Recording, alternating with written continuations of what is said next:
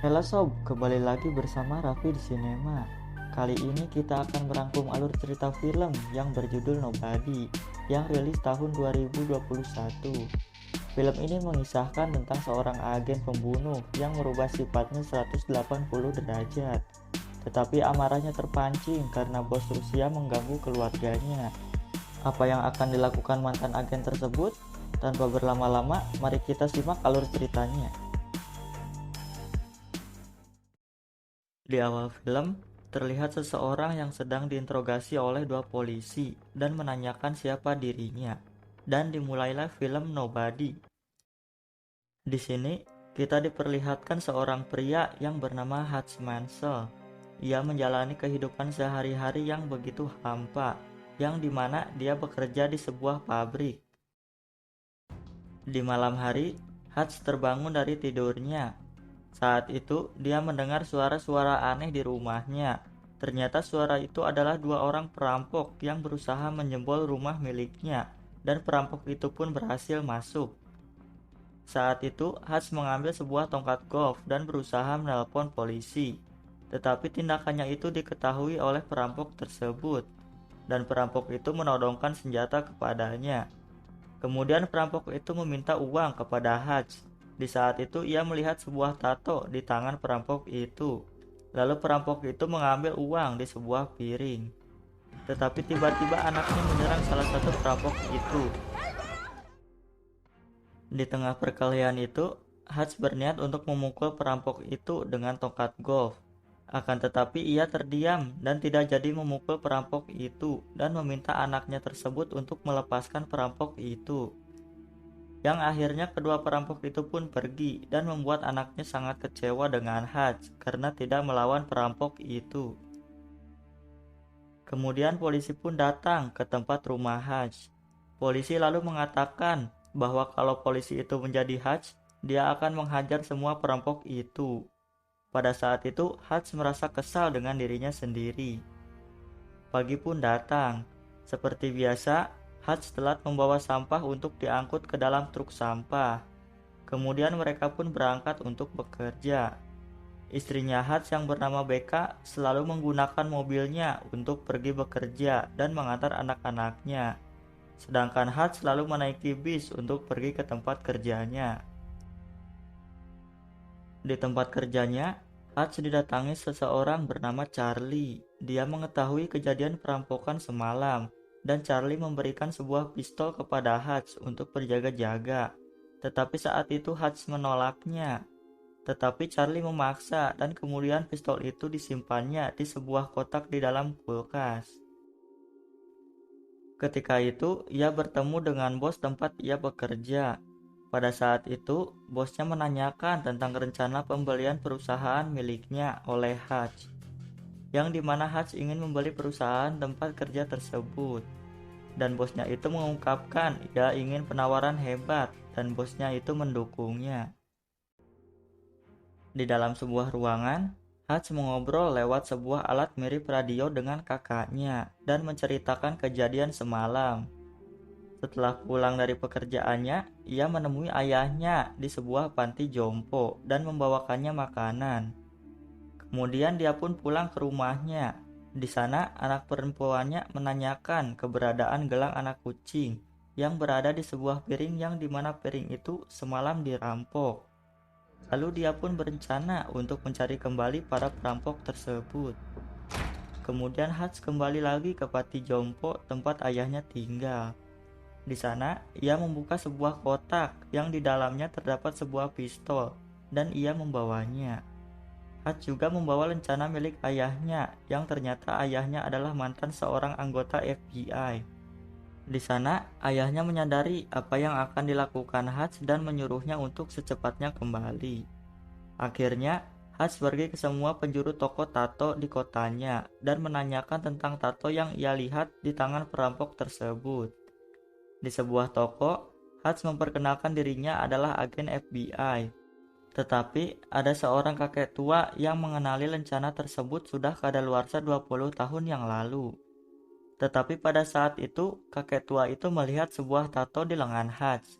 Kakek itu menyadari bahwa Hutch juga adalah seorang mantan agen, yang membuat kakek itu terkejut, lalu dia pun keluar dengan mengunci seluruh pintu di ruangan tersebut. Akhirnya, Hutch pun berhasil mendapat alamat orang yang mempunyai tato tersebut. Kemudian ia pun menuju ke rumah perampok itu dan menghajar pria perampok tersebut.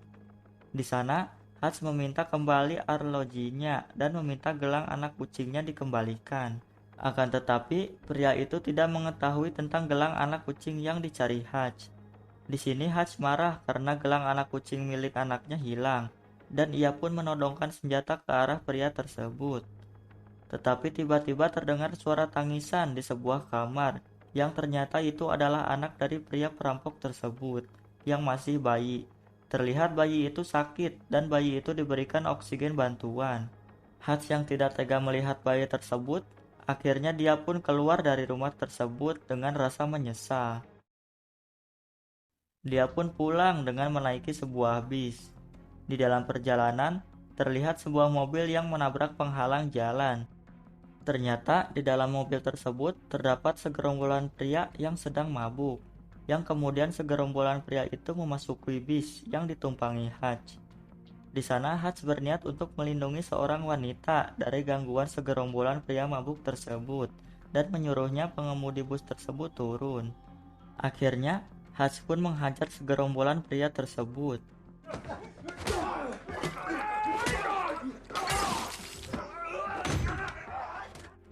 Di dalam pertarungan, dia tertusuk oleh sebuah pisau, tetapi akhirnya dia berhasil memenangkan pertarungan tersebut, dan kemudian ia pun pulang. Di rumahnya, istrinya mengetahui bahwa Hutch babak belur, lalu Becca pun mengobati luka tusukan yang diderita Hutch. Saat itu Hutch berkata, momen tersebut sama seperti dulu, yang dimana Becca sering mengobati Hutch. Hutch juga mengungkapkan rindu padanya. Dia rindu berpelukan, berciuman, dan berhubungan badan dengan Becca. Dan dia rindu kehidupan dahulu. Berpindah ke sisi lain, seorang pria yang bernama Julian memasuki sebuah tempat diskotik. Di sana ia menaiki panggung dan bernyanyi bersama.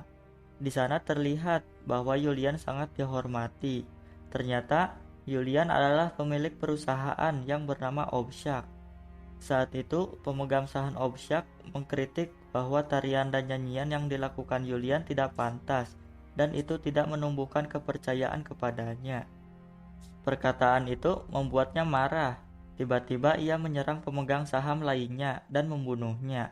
Tetapi bangsatnya, mereka malah merayakan dan sekarang saham milik orang yang dibunuh Julian tersebut milik mereka. Tetapi saat itu, Julian menerima telepon. Di sebuah rumah sakit, terlihat adik Julian yang sedang kritis dan menderita cacat berat. Ternyata adik Julian adalah orang yang dihajar di dalam bis oleh Hutch. Kemudian Julian menemui teman adiknya dan di sana dia mendapatkan petunjuk karena salah satu orang temannya mempunyai kartu debit milik Hutch. Berpindah ke sisi lain, di rumahnya, Hutch dan keluarganya sedang sarapan pagi. Tiba-tiba seseorang menelpon yang ternyata itu adalah kakaknya. Kakaknya Hutch mengatakan bahwa pria yang dihajarnya di dalam bis, salah satunya adalah adik dari Julian, yang dimana Julian mempunyai pasukan yang banyak. Tetapi Hutch tidak memperdulikannya dan menutup telepon itu. Seperti biasa, kemudian ia pun pergi bekerja, tetapi pada saat itu kakaknya menyuruh Hutch untuk pergi ke sebuah tempat cukur. Lalu dia pun pergi ke tempat itu. Di sana, dia bertemu dengan kepala agen FBI. Di sana kepala agen FBI itu memberinya sebuah berkas yang berisi informasi tentang Julian. Di sisi lain, Julian menyuruh anak buahnya untuk mencari informasi tentang Hutch Mansell. Di sana anak buahnya mempunyai kenalan agen CIA dan menyuruh agen tersebut mencarikannya informasi tentang Hutch Mansell. Jika tidak, foto seksnya akan disebarkan, yang akhirnya dia pun mencari informasi tentangnya. Ketika anak buah Julian melihat berkas itu, ia seperti ketakutan. Kemudian ia memberikannya kepada Julian, dan wanita itu pun keluar dari pekerjaannya karena dirinya takut, karena dia mengetahui bahwa Hutch Mansell adalah mantan agen terbaik. Tetapi di sana Julian tidak takut dan menyuruh pasukannya membawanya hidup-hidup. Di sisi lain, Hutch dan keluarganya sedang makan malam. Kemudian Hutch mengintip ke jendela. Di sana dia melihat pasukan Julian yang akan menyerang mereka. Tanpa pikir panjang, Hutch menyuruh keluarganya pergi ke ruang bawah tanah. Di sana ia mematikan semua lampu di rumah itu. Pasukan Julian pun akhirnya memasuki rumah itu. Saat itu, Hutch menyerang semua pasukan itu sendirian dan berhasil.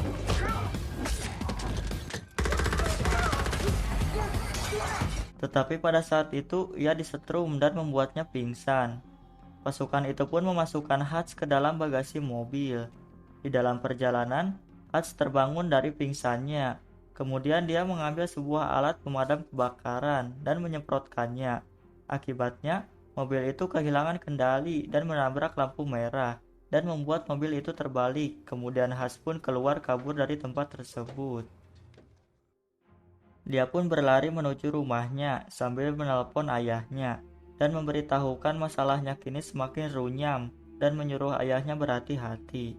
Singkat cerita, Hutch sudah sampai di rumahnya. Di sana dia segera mengeluarkan istri dan anaknya yang terkurung di ruang bawah tanah.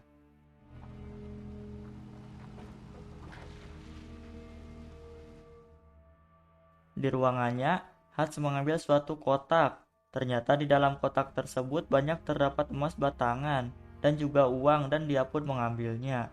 Di sini juga terlihat bahwa dia membawa seluruh pasukan Julian yang menyerang rumahnya. Di sana dia bercerita bahwa dulu ia pernah akan mengeksekusi pria yang telah mencuri 3 juta dolar dari pangkalan militer Amerika Serikat. Tetapi pada saat itu pria itu sangat menyesal dan Hutch membebaskannya. Tetapi setahun kemudian Hutch menemui pria tersebut. Kehidupan pria tersebut berubah drastis. Dia mempunyai keluarga yang bahagia dan harmonis. Hutch sedikit iri pada pria itu. Hutch juga ingin mempunyai keluarga seperti itu dan dia pun keluar dari pekerjaannya yang dulu. Saat itu, Hutch menemukan gelang anak kucing yang ia cari dan di sini ia berencana akan membakar para pasukan Julian yang sudah tewas itu agar tidak ada jejak. Kemudian dia pun menyalakan sebuah musik piringan hitam. Tetapi sepertinya piringan itu sudah dirancang dan lalu piringan itu terbakar dan membuat rumahnya itu terbakar. Yang akhirnya Hutch pun pergi. Di sisi lain, ayah dari Hutch didatangi oleh anak buah dari Julian. Ketika itu anak buah Julian menodongkan pistol ke arahnya. Tetapi dengan sigap, ayah Hutch memegang pistol itu dan ternyata di sini ia sudah membawa senjata shotgun di balik selimutnya dan menembak 2 orang tersebut.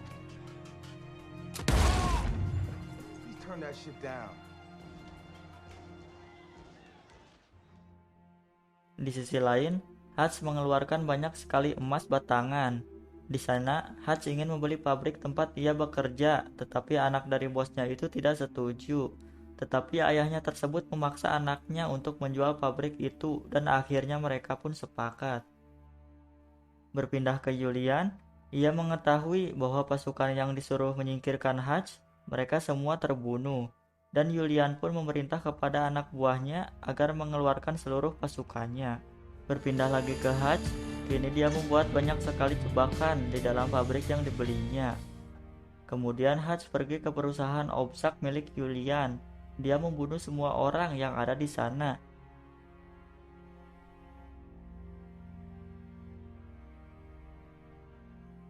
Dan membakar semua uang perusahaan Obsak. Singkat cerita, ia sudah sampai di diskotik yang dimana Julian sedang bernyanyi di sana. Dengan santainya, Hutch makan di tempat tersebut dan Julian mendatangi dirinya. Pada saat itu, pasukannya menodongkan senjata kepadanya, tetapi Hutch mengeluarkan sebuah bom di hadapannya, yang dimana Hutch meminta untuk mengobrol berdua dengan Julian, dan akhirnya Julian menyuruh seluruh pasukannya pergi. Hutch mengatakan dia sudah membakar seluruh uang perusahaan Obsak yang membuat Julian marah. Kemudian Hutch pun pergi dengan santai dari tempat tersebut. Ketika itu, Hutch dikejar oleh Julian dan pasukannya.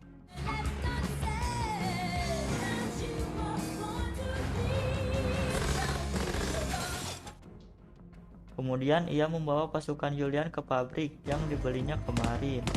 Tetapi di sini Hutch tertembak. Tiba-tiba seseorang muncul di dalam pabrik yang ternyata kakak dari Hutch dan kemudian dia membantu melawan pasukan Julian. Kemudian ayahnya Hatch juga muncul sambil menembakkan shotgun, yang dimana ekspresinya sangat bahagia. Di dalam pabrik, mereka melawan pasukan Julian, dan jebakan yang dibuat oleh Hatch berhasil membuat sebagian pasukan Julian tewas. Di sini, terlihat mereka sangat bahagia karena mereka sangat merindukan momen saat dulu mereka menjadi agen. Akan tetapi, saat itu kakaknya Hatch tertembak oleh Julian, dan mereka semua juga kehabisan peluru. Tetapi Hatch menempelkan bom yang ia bawa dan maju menghadapi Julian. Dan pin bom itu dilepas Hatch, dan seketika bom itu meledak yang membuat Julian tewas. Kemudian Hatch menyuruh ayah dan kakaknya pergi dari tempat tersebut, dan mengatakan ia akan mengatasi masalah ini sendirian. Lalu ia menelpon istrinya dan menemukan sebuah anak kucing, yang dimana anaknya dulu ingin sekali punya anak kucing. Singkat cerita, Hatch sudah ada di kantor polisi dan diinterogasi oleh kedua polisi. Kedua polisi itu menanyakan siapa dirinya, dan Hatch menjawab dirinya bukan siapa-siapa. Kemudian kedua polisi itu mendapatkan telepon. Seketika, mereka seperti kaget, yang sepertinya dua polisi itu sudah tahu Hatch yang sebenarnya. 3 bulan kemudian, mereka ingin membeli sebuah rumah besar, dan pemandu menjelaskan tentang rumah tersebut. Tetapi, berulang-ulang pemandu itu ditelepon oleh seseorang, dan ternyata penelpon itu ingin berbicara kepada Hatch. Seusai menelpon orang misterius itu, kemudian Hatch menanyakan apakah rumah ini ada ruang bawah tanah, dan sepertinya akan ada penyerangan. Dan berakhirlah film Nobody.